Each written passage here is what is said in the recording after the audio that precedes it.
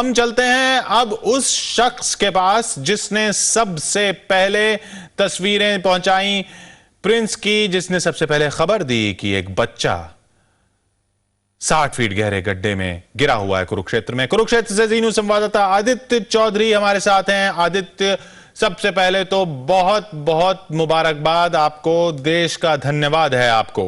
आदित्य, कैसे खबर आपके पास आई, क्या खबर आई, क्या आपने सुना? धन्यवाद किशोर। देखिए, हमारे पास कल सुबह इस समाचार आया था कि जो हल्देड़ी गांव है वहां में एक बच्चा जो गड्ढा था ट्यूबवेल का उसमें गिर गया है। तो पहले हमें लगा कि शायद कम गहरा गड्ढा होगा और उसमें बच्चा गिर गया होगा, वो जल्दी निकाल लिया जाएगा। लेकिन जब हम वहां पहुंचे लगभग 11 बजे, तब हमें पता चला कि जो गड्ढा है वो लगभग 60 फुट गहरा है और सिर्फ 12 इंच लगभग 1 फुट चौड़ा। तब हमें इस बात का पता चला कि जो मामला है काफ़ी गंभीर है। उसके बाद हम वहाँ पर पहुँचे तो हमने बच्चे से संपर्क करने की कोशिश की। उससे पहले गांव के लोगों ने रस्सी डालकर बच्चे को निकालने की कोशिश की थी, लेकिन वो नाकामयाब रहे थे। ना ही बच्चे की स्थिति के बारे में कोई जानकारी किसी के पास थी, ना ही यह सूचना थी कि बच्चा किस हाल में है। हमने अपना कैमरा नीचे उतारा और उस कैमरे के माध्यम से हमने बच्चे की चीखने, चिल्लाने और रोने की कुछ आवाज़ें रिकॉर्ड की, जो बाद में हमने सबसे पहले अपने दर्शकों तक पहुंचाई। इसके बाद ही प्रशासन हरकत में आया, सेना को सूचना दी गई और ऑपरेशन जो प्रिंस को बचाने का ऑपरेशन था वो शुरू हो पाया। किशोर जी, आदित्य चौधरी, एक बार फिर बता दें, आदित्य चौधरी वो शख्स हैं जिन्होंने ये खबर देश तक पहुंचाई। जी न्यूज संवाददाता आदित्य चौधरी इस वक्त हमारे साथ हैं कुरुक्षेत्र से।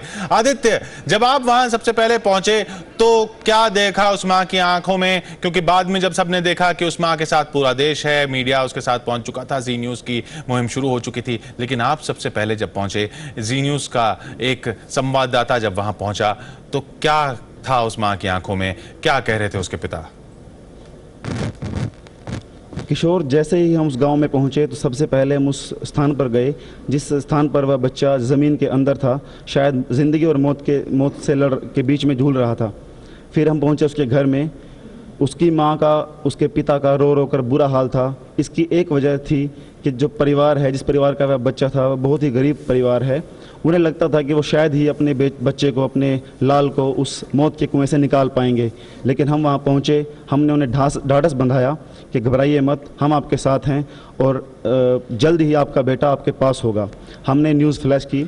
उसके बाद पूरे देश से उस बच्चे के लिए दुआएं आई, पूरा देश उठ खड़ा हुआ, प्रशासन जागा, साथ ही आर्मी को सूचना दी गई। आर्मी ने रेस्क्यू ऑपरेशन शुरू किया और धीरे धीरे, जैसे आप जानते हैं, भले ही 50 घंटे लगे, लेकिन पल पल की खबरें हम दर्शकों तक पहुंचाते रहे।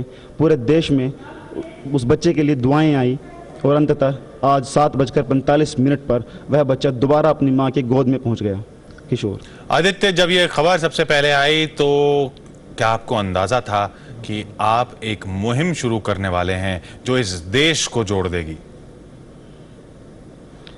देखिए किशोर, जब हमें यह समाचार मिला था उस वक्त तो अंदाज़ा नहीं था, लेकिन जब हम मौके पर पहुंचे और हमने देखा कि यह समाचार अगर नेशनल लेवल पे जाएगा तो वाकई बड़ा समाचार होगा।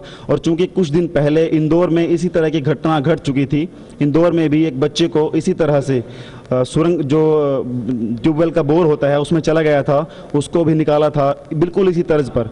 तो हमें आइडिया लग चुका था उस वक्त तक कि इस समाचार का इम्पैक्ट जो है काफ़ी दूर तक जाएगा और एक तरह से कह सकते हैं कि यह समाचार देश की एकता को साबित कर देगा। किशोर वाह।